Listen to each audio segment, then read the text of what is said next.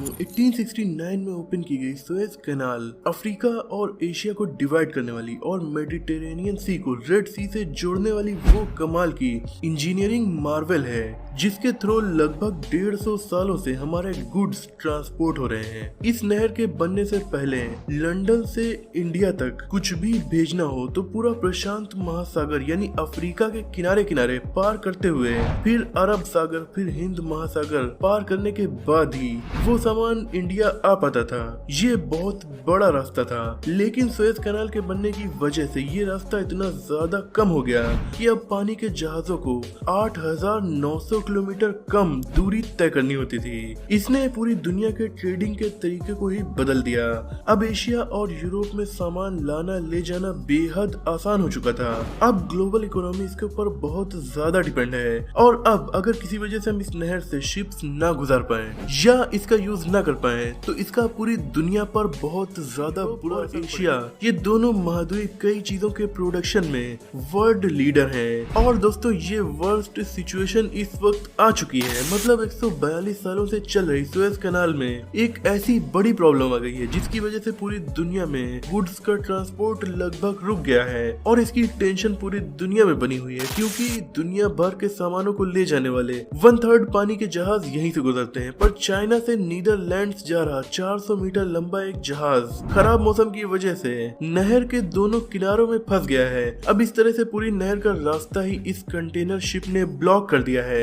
ये problem Tuesday 23 मार्च को start हुई और इस वीडियो के बनने तक बरकरार है। इस शिप को ऑपरेट करने वाली ताइवानीज कंपनी के मुताबिक तेज हवाओं की वजह से शिप रास्ते से हटकर किनारे से टकरा गया और उसमें फंस गया। अब रास्ता ब्लॉक होने की वजह से दूसरे शिप्स की लंबी लाइन लग चुकी है जो दोनों साइड फंसे हुए हैं। इजिप्ट देश की इकोनॉमी सुएज कैनाल पर बहुत ज्यादा डिपेंड, कई बिलियन डॉलर का रेवेन्यू सुएज कैनाल के थ्रू आता है, तो इसलिए उन्हें भी काफी ज्यादा नुकसान हो रहा है। और अब कुछ शिप को पुराने रास्तों से इजिप्ट गुजार कर पूरी तरह रुकने से रोक रहा है। साल 2020 में इस कैनाल से 19,000 शिप्स गुजरी थी, यानी हर दिन यहाँ से लगभग 51 शिप गुजरती ही हैं। और पिछले 4 दिनों से यहाँ एक भी शिप नहीं गुजर पाया है और इसी वजह से यहाँ पर दोनों साइड 200 से ज्यादा पानी के जहाजों के लंबी लाइन लग चुकी है, यानी कि ये पानी के जहाजों का एक बड़ा ट्रैफिक जैम बन चुका है। इस वजह से हर घंटे ग्लोबल इकोनॉमी को $400 मिलियन करोड़ रुपए या फिर यूं कहें कि हर दिन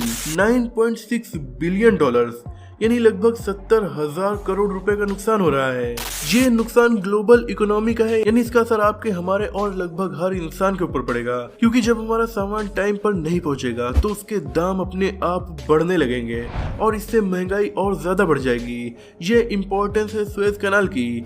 दूसरी बात ये, अगर जल्दी की वजह से शिप्स को दूसरे यानी कि ओल्ड रास्ते से गुजारा जाएगा जिसमें उन्हें पूरा अटलांटिक ओशियन पार करके आना पड़ेगा, तो ये रास्ता लगभग 8,900 किलोमीटर लंबा है। इसमें काफी ज्यादा खर्च आएगा जिसकी वजह से भी महंगाई बढ़ी जाएगी। पर 148 सालों में ऐसा पहले कभी हुआ है या फिर ये पहली बार है? वेल एक्चुअली इससे पहले भी ऐसा हो चुका है। ये हुआ था 5 जून 1967 में जब इजराइल और इजिप्ट के बीच वार हो गया था और इसी वजह से इजिप्ट ने सुएज कैनाल ही बंद कर दी थी। फिर पूरी दुनिया के पानी के जहाजों को मजबूरी में ओल्ड रास्ते से ही गुजारना पड़ रहा था। पूरे अफ्रीका को पार करके वो गुजर रहे थे।